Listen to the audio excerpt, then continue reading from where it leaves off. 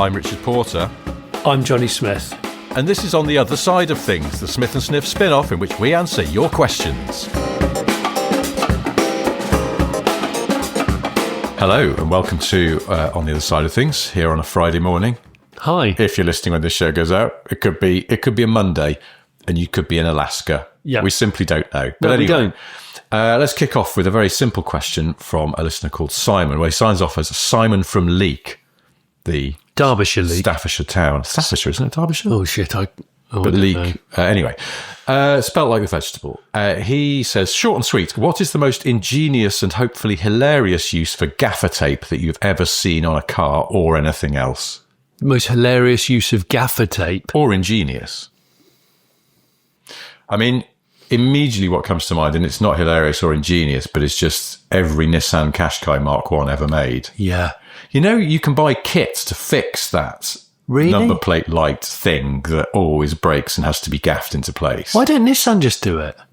I don't know, because maybe they'd be admitting...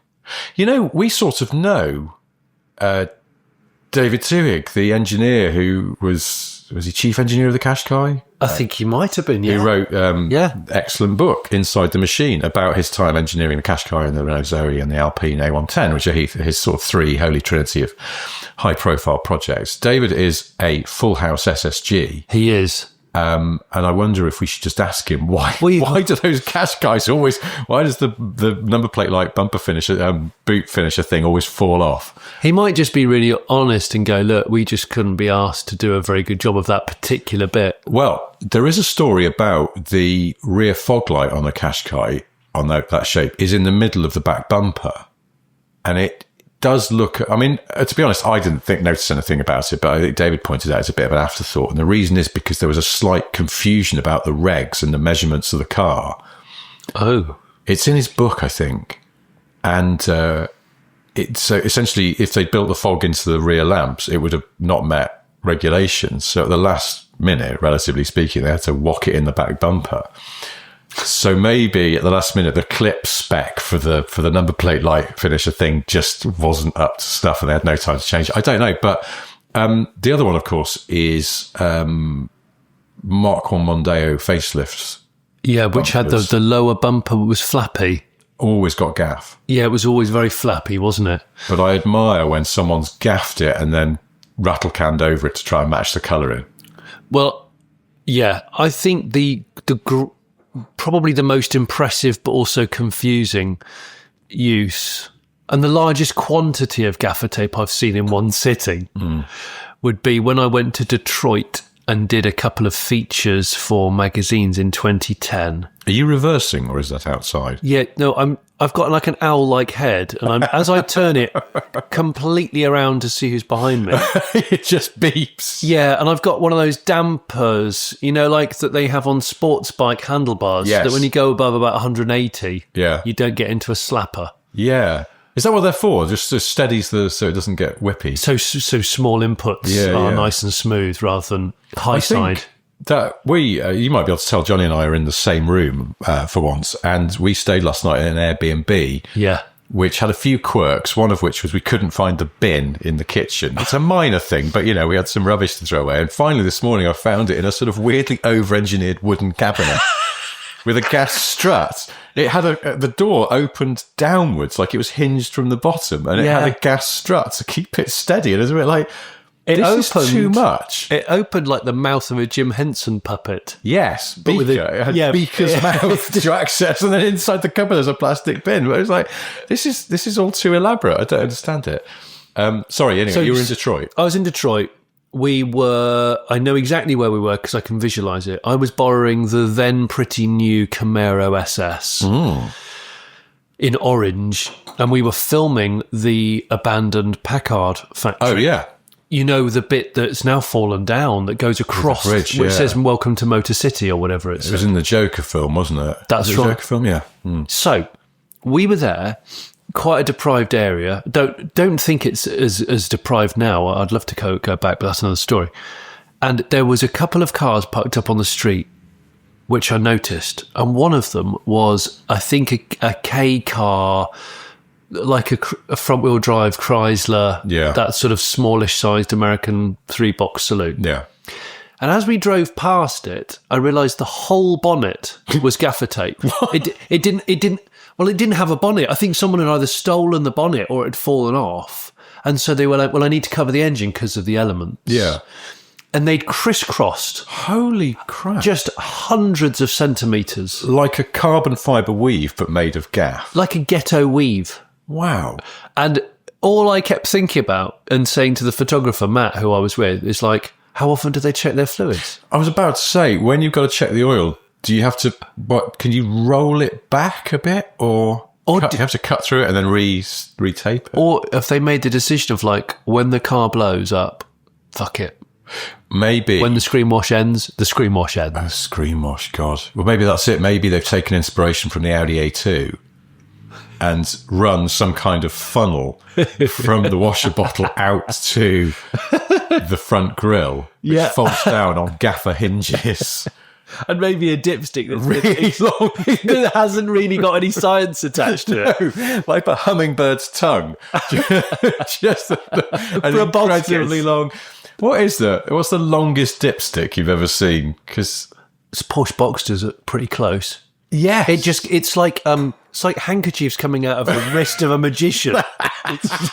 You go, it can't be more. I haven't got enough arm length to pull this thing out. Do you ever worry with cars like that, with an incredibly long convoluted dip, that by the time you get the tip out, it will have rubbed all the oil off on things it's passed, and so it's not giving you a true reading? I tend to do a triple dip of those. Yeah, take an average. So that's my. So the Detroit bonnet is the biggest, that's the most copious use of gaffer tape. Surely that's the immediate winner. Duct tape Detroit. Duct tape. Man, I miss Detroit. Surely also that wouldn't it? I bet it sort of flapped. It did. It was bowing in the middle. In the wind, it was bowing. So you can imagine on the highway. They would just get a couple of those garden canes used for growing like sweet peas or whatever. Yeah. Cross brace. Yes. And then use that as your foundation. That'd be proper. That is proper ghetto superleggera, isn't it? It feels like though that. This is such an elaborate project that you could have used that time to go to a scrapyard and bought a new bonnet for like $10 or something. I suppose maybe. When was this? This was 2009, 2010. So those kind of K cars. Was it the classic sort of original like Dodge Aries type shape? Yeah, I mean it's worthless. So there's probably not that many left in scrappers because it's Detroit and it's Rust City. It is salty. Yeah. So maybe that's it. Maybe if you go back now, maybe it'll have gaffer doors and a gaffer boot lid, gaffer windows. I saw in I think it was a high fashion boutique, you could buy a jacket made of gaffer tape. What? An actual coat. Yeah. Gaffer look or real gaffer? No, real. Many layers, so it felt substantial. So it stick to your arm hairs every time you put it on. That'd be really horrible. No, but it was a real thing. I did a double take. It was quite well engineered, but not sure it was necessary. So. Okay. Well, there we go. I don't think we can beat gaffer tape bonnet. No, thanks for that, Simon. Right, we've got a question here from Robert. Robert Cullen. Hi, chaps. Greetings from across the Irish Sea. I've got a question for you both. You have to take part in a Cannonball-style event from Leafy Bath to the toe of Italy. Oh. And you have to have one co-driver. However, long pause. Richard, you can only pick one from the previous Top Gear hosts that you've worked with. Jonny, you can only pick one of the Fifth Gear hosts that you've worked with. Who will you pick? Bonus points if you name who you would definitely not pick as the co-driver. All the best. Cheers, mate. Thanks, mate. Bye. That's a good question. Yeah.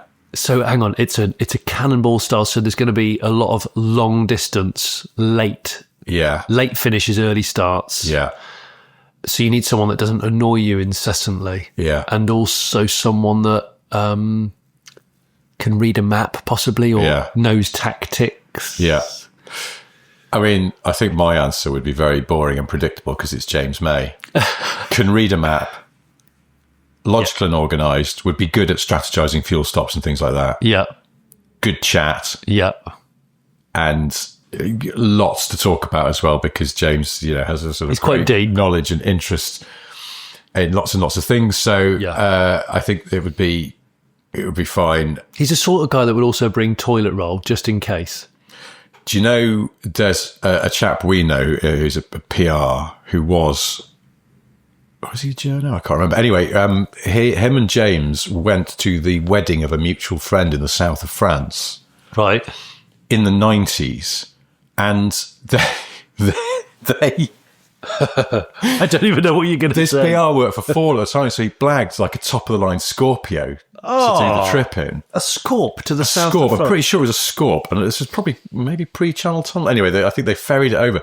They both smoked at the time, they bought duty-free tabs, bricks of tabs, and they had like a biscuit tin or something, and they just opened all of the packets of cigarettes and dumped all the cigarettes into a biscuit tin, which became known as the tin o' tabs.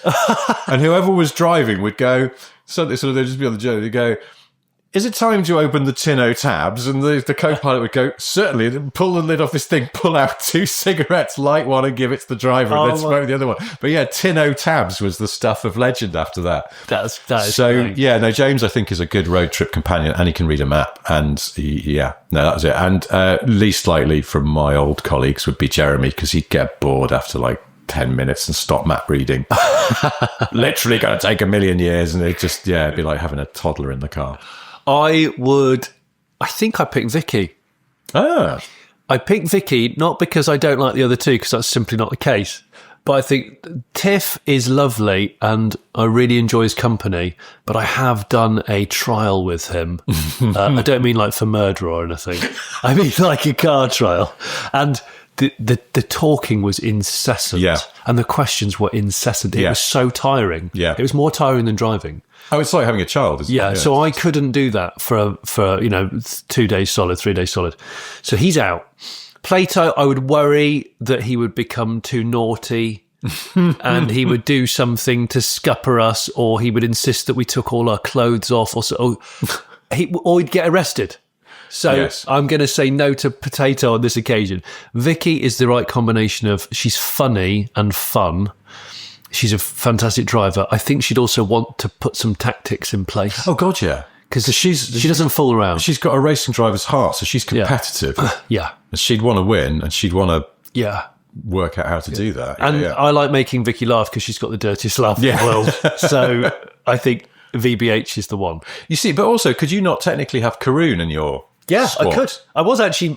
He was the other... I think... But then, do you think Karoon would get frustrated because he couldn't drive, because he's been nominated as the navigator? Yeah, and as an ex-pro driver, and that might piss him off. He wouldn't enjoy himself because he'd be like, "Oh, I should be driving this." But I think he's a good man. He was a close second for me because he's smart and organised. I think he is. Yeah, he's also an SSG. Yes. Well, again, that's the thing. You'd have a nice time with Karoon because he's a nice guy and you'd have a good chat and stuff. But okay. Well, there we go.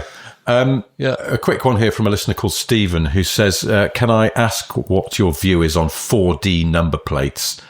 As far as I'm concerned, they look like something a year 7 school kid makes in their design tech class.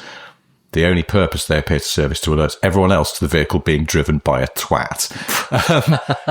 I thought we're already on record as saying that we agree completely with Stephen's assessment there. I know it was a very good observation. They look like they've been made in CDT or whatever. Yeah. So the thing that annoys me the most about them, one of those is a practical reason. I worry that their wash mitt is constantly going to get hitched on it when they wash the car. Yeah, they're snaggy.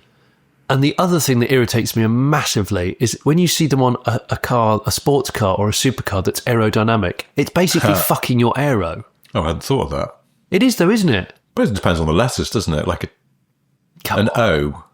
It's going to buggy your aero. The middle's going to be draggy, yeah.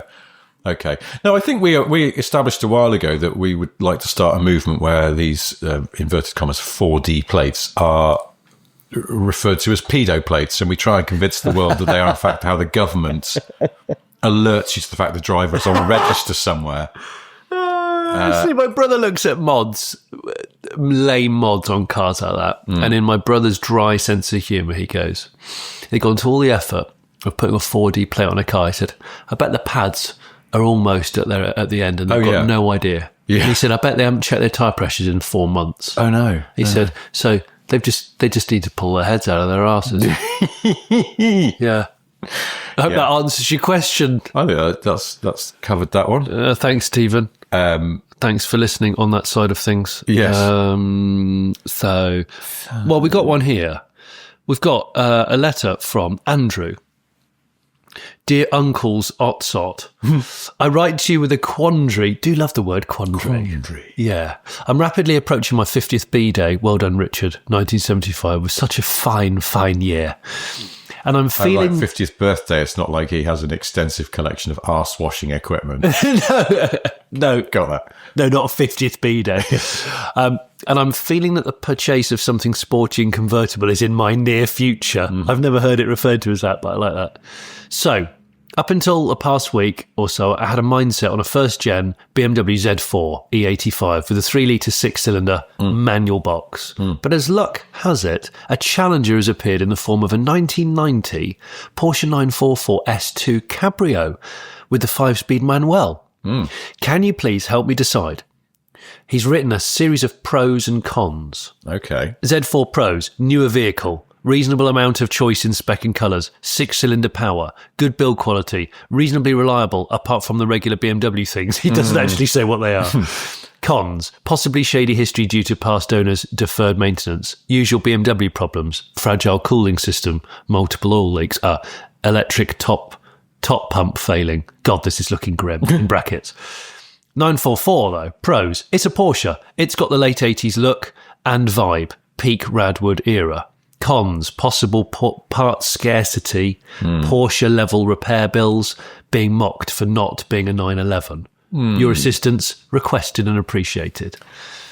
I think really the biggest deciding factor for me is how frequently you're going to use it, yes. and do you have a garage? Yes. Because for me, a Z4 is a new enough car, you can leave that outside and it's not going to really deteriorate drastically because it's still a new gen car. 944 is an old car now. They are, aren't they? And it deserves to be kept dry and probably looked after a bit more. Yeah. And... there's also, I mean, because was he say the BMW possible sort of iffy history on it, but the 944, who knows what life that could have led? Yeah, there's unless you find a really tidy, honest one, and it smells of excellence. I don't know. I mean, not to sound too predictable, but could you just chuck a Boxster into that mix as a sort of split the difference? Oh, you naughty man! Modern but a Porsche, a 987 or something. Yeah. Does he say budget? No, he doesn't. But I mean, you can't get a 944 Cabrio for like really cheap. No. Because they made so few of them compared to the coupe, I'm sure. 10 for a decent one? Yeah, must be. Maybe more. More, because it's got flip-up headlights. Oh, well, that adds at least... That doubles it. 20%. Yeah. I'm just going to say Boxster just to be cussed. But if not, then that's the thing. Your questions are valid, I think, if he's not going to use it very much and if he can't garage it. Yeah. So I would say, Z4 is going to be probably a more robust car if you don't have garage facilities, but less interesting and probably will get talked about less, will feel less special visually. Good car, but just, I don't know, doesn't seem to hit the spot for a lot of people. 944, I actually think they're quite cool as cabrios. I saw one the other week and I haven't seen one for ages. Something that troubles me personally about both of those cars is that it's my belief they're both quite firm riding. Those Z4s of that era were pretty... might be partly down to the run flats, so maybe by now someone's put non-run flat tyres on it, might be a bit better. Yeah. But 944s are pretty... I seem to remember 944s are pretty thunky, or could be. But maybe not. Maybe the cabrios are a little softer. Do you know what, Andrew? You could, if you're going for Radwood vibe, your words, not mine, why don't you go for a Z3 and try and find one in a really 90s colour? There was that sort of light greeny colour. That turquoisey ski jacket colour. Because you could get a 2.8 or 2.5, so you can still get the straight 6, but that's a good idea, isn't it? And you could tune it, because they're really cheap. Yeah. You could find one that's not rusty or damaged and go to town on doing some tuning on it. And you could in the budget, you could probably afford some different suspension, some engine work. You could even go for some split rims or something. Split rims? Yeah, just make it a little bit different with some split rims, mate. Do you know what I mean? Can I move on to a question from a listener called Adrian? Do. Who says, my wife and I are expecting a boy in June and we're stuck for a name. We agreed on a girl's name ages ago. It was Elise. I failed to mention it was after the Lotus. The less she knows, the longer she lives. It came about due to a friend and his daughter Daytona. Daytona, what a great name. That's a crikey. A woman called Daytona. Yeah. I know a woman called Shelby in America. But I think you've met her. Yes, she's a producer, isn't she? She works for BBC. Well, no. She did. Did she? No. Maybe there's two of them. I mean, I guess it's a name, isn't it? But it's just, yeah. It's funny how people like us, as soon as you hear a name like this, go, oh, Shelby, like as in Cobra. Yeah. And, so anyway, so Adrian says, I'm quite stuck for good car names for a boy. So far, all I've got is Morgan. But could that be a bit pretentious? I tried Tiff and Nigel, but my wife was having none of it. Tiff and Nigel. You've got Jensen, obviously. Yeah. And that's become quite common off the back of Mr. Button. So Jensen Button's name isn't spelt. Is this? I thought he was named after the car, but his parents changed. Is it O-N or E-N? So he's O-N and the car company is E-N. That's right. But it is subtle difference. Inspired by, but it's good, isn't it, just to create, off the car company, you can go yes or no, depending on whether you want to reveal this. But so Jensen's quite good. Yeah, I quite like the name Fox. As in bodied Mustang. Well, it could be bodied Mustang. It Volkswagen. Could be fairly shit Volkswagen, or obviously it's just an animal, or X-Files character. X-Files. Yeah, Fox Mulder. Have you ever met someone called Fox in real life? No. But I hope they're not the sort of person that gets an acoustic guitar out at a campfire, but they might be. They might be.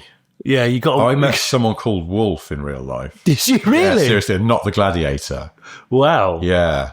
It's just quite a strong name, isn't it? You've got to live up to that. Yeah, you're almost giving... I mean, I can talk. My son's called Wessam, but you never know what character your child's going to be. You never know whether they're going to be interested in the thing they're named after either. But if you turn up, if it turns out that this is the assistant junior under manager for Piss Flaps photocopiers, Wolf Jackson. It's like, ooh, the name seems more dynamic than the role in which you've adopted in life. Yeah. It's sort of like you'd have to be a, I don't know, stuntman or something. Stagia. So that'd be a nice Stagia. Well, Sylvia. Oh, we go. That's a girl's name, though. That is a girl's name. Do they use any boys' names on Nissans and Datsuns? Well, Cedric, obviously. Oh yeah, yeah. So you got Chaser. It's not Chase. No, I think that's Chase. got. Is Chase American name? Chase. Yeah, Chase is a name. It is an American name, isn't it? So you could Chase, which is like the Toyota Chaser.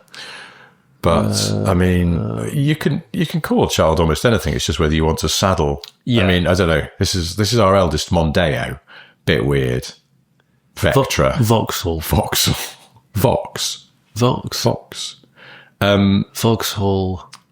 Well, we don't know Adrian's surname, so we don't know whether it sounds... I don't know whether he wanted us to read it out, so I'm not going to say it, but no. It's, yeah. Tiff and Nigel. Tiff. See, Tiff, because Tiff's quite distinctive, although I guess you get then people go Tiff, as in what, short for Tiffany. Yeah. But then you say that, but we can keep going back to Carroll Shelby, a really butch guy who made a really butch car. Yeah. And he was called Carroll. John Wayne's real name was Marion.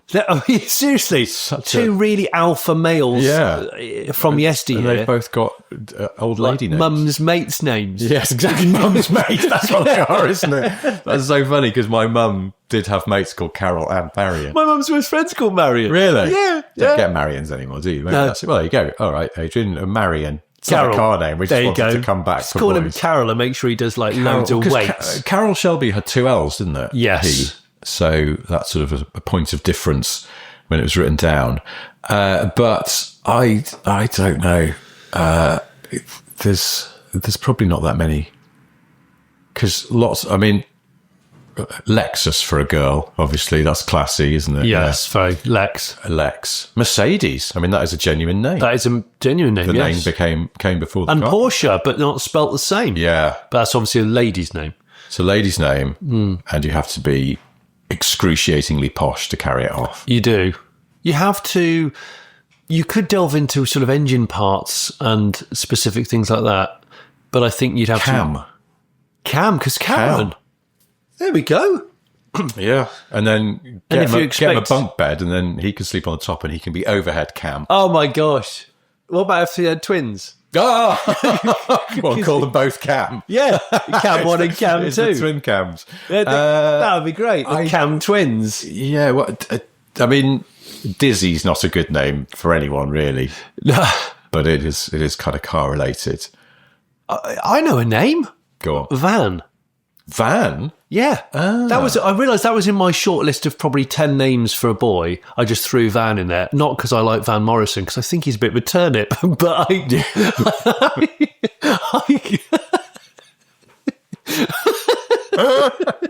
but I just kind of went, Van is quite nice. It's like, because it's short and sharp, it works quite well with a lengthy surname or a middle name. Yeah, no, I can see that. Try this one for size. Instead of Tiff... Yeah. Car related, if you understand it, Diff. Diff. Oh. This is our son, Diff. What's that short for? Differential. Yeah. Differentiate. Yeah. Difference. That's great. Diff. In fact, why isn't Tiff? Tiff should have been called Diff Niddell, given how much he enjoys oversteer. He's probably Slippy Diff. He's probably, maybe his middle name is Diff and we just don't know it. Diff Niddell.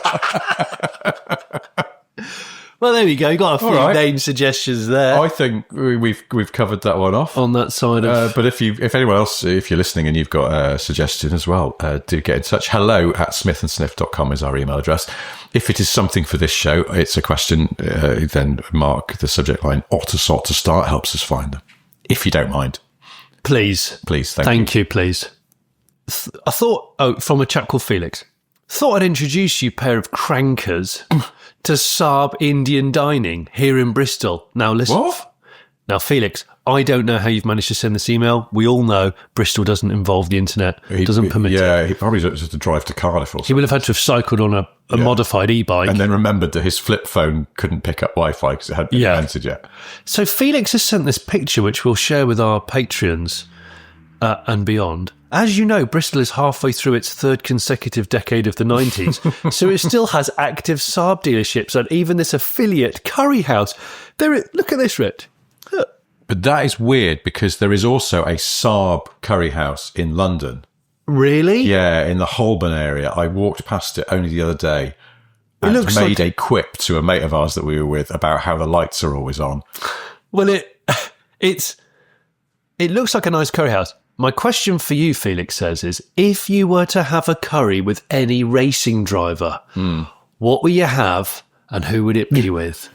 E.g., chicken tikka with Hakkinen. Oh, I see. So has it got to be a pun like chicken tikka Hakkinen? I think he's just done a very good job there. Oh, right. I'm not going to try and be that because my head's a bit woolly today, so I'm probably not going to. So this is a good question. What curry would it be? And with which racing driver? Because all I could think of was Alberto Madrascari. And that's a bit contrived, isn't it? I would. You not just recently have an actual curry with an actual racing driver? I did have an actual curry with an actual. In fact, was it not? In fact, more than one racing driver. Yeah, it was with Karun Chanduk and Dario Franchitti. There you go. I mean, you've won this game by dint of lived experience. I have. I'm trying to remember what I ordered. I think I had a vegetable dansak. There's Dario's dansak. Dario's dansak. Which just sounds wrong. Yes. Yeah. So a curry with any racing driver. I mean, you'd have Button with a mutton fowl. Which sounds like probably the most repulsive curry of all time. Foul Hill. I can't. I mean, if we're not doing puns, but genuine question, I take that. I mean, Jensen Button would be an amusing curry partner, I reckon. I think so. I'd like to take him to a Somerset curry house. Yeah. Keeping it real. Well, you could almost go up to Saab dining in Bristol, surely, from Somerset. It's easily. Not too far. I feel like you and I need to go there, Rich. I wonder where it is. Well, we could easily look this up because we have the internet because we're not in Bristol. Well, that's right. Unless, of course, it's not listed because they haven't got the internet to put it on there. But shall I see if I could borrow from someone one of the very last Saabs? Or a two-stroke to just smoke the place out? Why do the Saab Owners Club not congregate here? If they don't, then they're missing a massive trick. Why is it called Saab and why is there one in London which... I don't know what. Are they related, or is Saab? Does Saab mean something in? Well, you've got Sarg, haven't you? Which Sarg, spinach. Yeah. So you could have a Sarg, Alu, Sarg 9.5, a Saab Alu, a Saab Bargy. Brilliant. Do you know what? Every time we talk about Saabs, which is not that often, but every time we do, I just want to buy a fucking Saab. Yeah, who did I see bought a Saab? Oh, those nice guys from Waymo, you know, the channel that we've appeared on at Fosu. And I did another thing where they sit by the road and chat. Yeah. They've got a 9.3 now, I think. Hi, guys. Hi, guys. And I did see that and went, ooh, I bet that's lovely. Yeah. Relax. I've noticed young people getting into retro Saabs because for them, I suppose it's more novel because I don't remember when they were current. Yeah. That's it. They're just making... a new chapter. I totally do a Saab. I do a 900 turbo on the 3 spokes. Probably H-reg. Problematic, but yes. Anyway. Well, a chubby 3-spoke. Come on, man. Come on.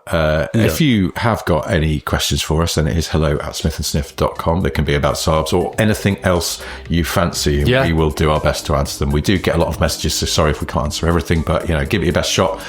And we'll be back doing this all again next week. Until then, goodbye. Bye, guys.